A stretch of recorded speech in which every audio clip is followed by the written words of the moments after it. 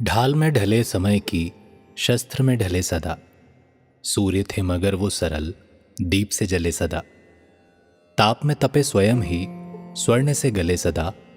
राम ऐसा पथ है जिस पे राम ही चले सदा। दुख में भी अभाव का, अभाव सिर्फ राम है। भाव सूचियां बहुत है, भाव सिर्फ राम है। ये कैसी विडंबना है ना, राम के इस देश में जहां चप्पे चप्पे पर राम के उद्घोष गूंजते हैं, उस राष्ट्र में भी राम अपने पथ पर अकेले चलते हैं। जबकि विद्वान कहते हैं कि सरलता में भी सरलतम होना ही राम होना है, तो फिर क्यों हमारे लिए सरल होना इतना कठिन बन जाता है? संबंधों में उलझा इंसान अगर राम को आत्मसार कर ले तो जीवन कैसे जटिलता से मुक्त हो जाएगा, इसका उदाहरण आइए आपको हम एक कहानी के जरिए सुनाते हैं। एक 9 साल की छोटी सी बच्ची एक दिन अपनी माँ से जिद करते हुए कहती है, माँ, मेरा आप पूरा श्रृंगार करो ना और मुझे दुल्हन बना दो। आज मैं दुल्हन बनना चाहती हूं।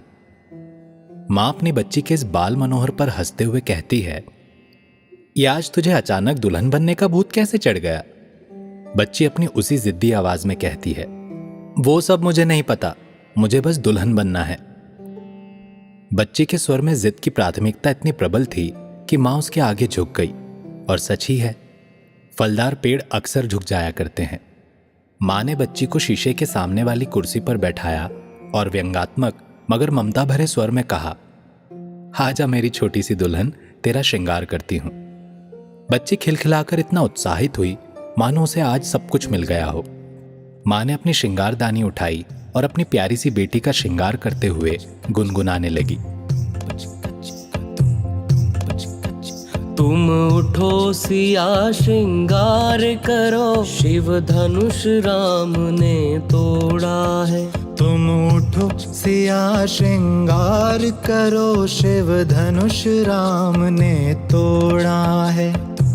तोड़ा है भाई तोड़ा है, सीता से नाता जोड़ा है।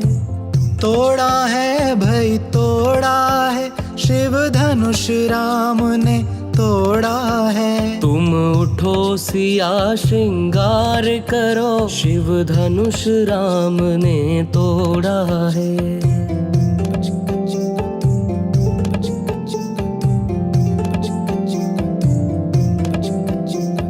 शीश सिया के चूनर सो है, टीके की छवि न्यारी है। हाथ सिया के चूड़ी सोहे, कंगन की छवि न्यारी है। न्यारी है भाई न्यारी है, रघुवर को जान की प्यारी है। तुम उठो सिया श्रृंगार करो, शिव धनुष राम ने तोड़ा है।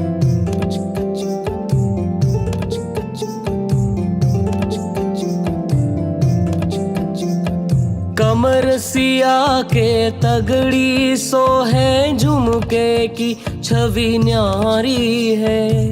पैर सिया के पायल सोहे, बिछिया की छवि न्यारी है।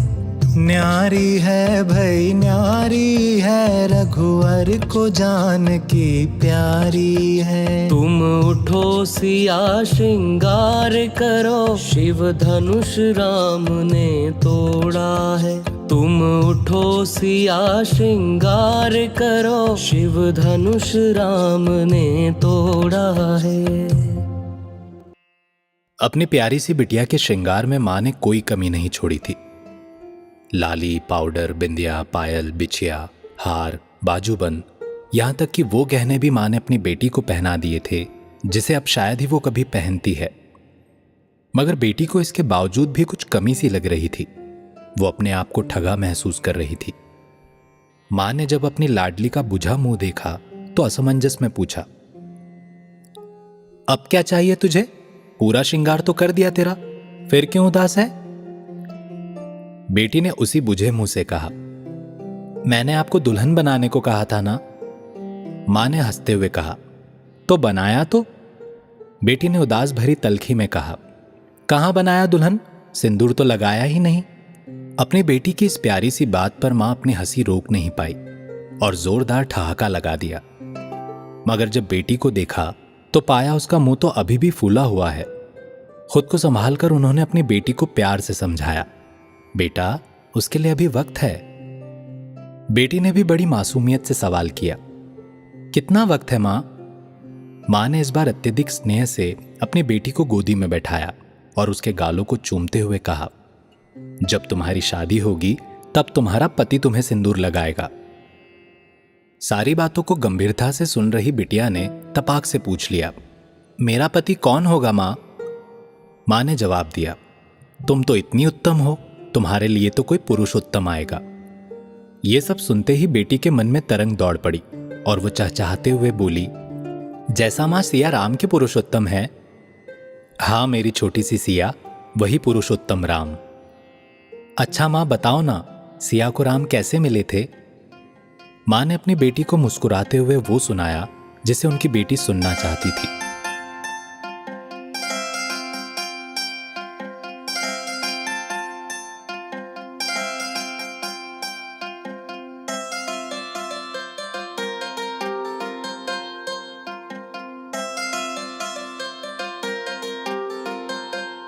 राम को देख करके जनक नंदनी, राम को देख कर माँ जनक नंदनी, बाग में वो खड़ी की खड़ी रह गई।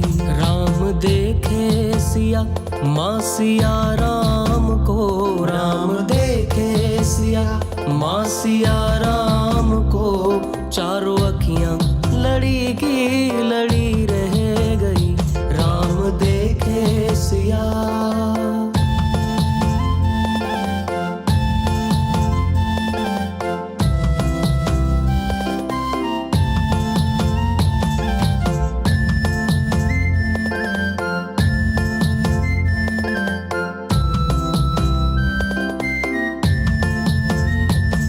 जनकपुर गए देखने के लिए,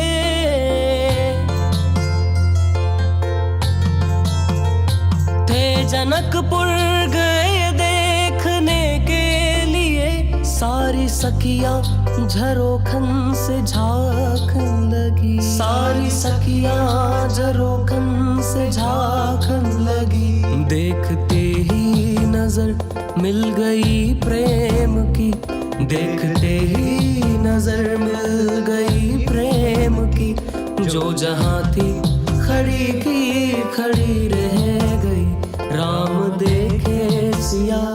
माँ और बेटी दोनों ही राम में रम गई थी। तभी बाहर से एक कड़क आवाज आई, ये क्या तुमने फिर गाना बजाना शुरू कर दिया?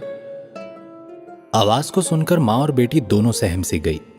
माँ ने बड़े प्यार से अपनी प्यारी सी बेटी का थोड़ी देर पहले जो श्रृंगार किया था, अब उसे हड़बड़ाहट में जल्दी से पूछने लगी।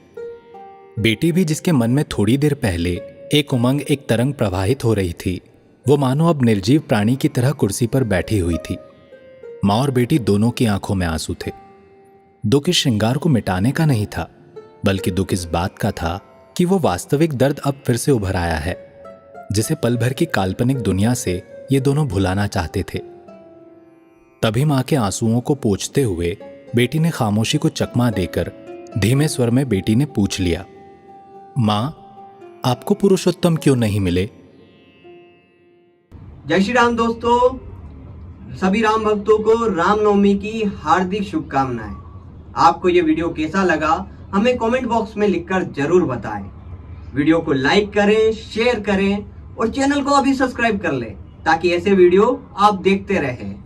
आज के लिए इन्हीं पंक्तियों के साथ अलविदा चाहेंगे कि आपको रिझाने की तैयारी रहेगी, आपको रिझाने की तैयारी रहेगी, हम में ये फनकारी रहेगी और किरदार रहे या ना रहे, कहानी बदस्तूर जारी रहेगी, कहानी बदस्तूर जारी रहेगी। धन्यवाद। जय श्री राम।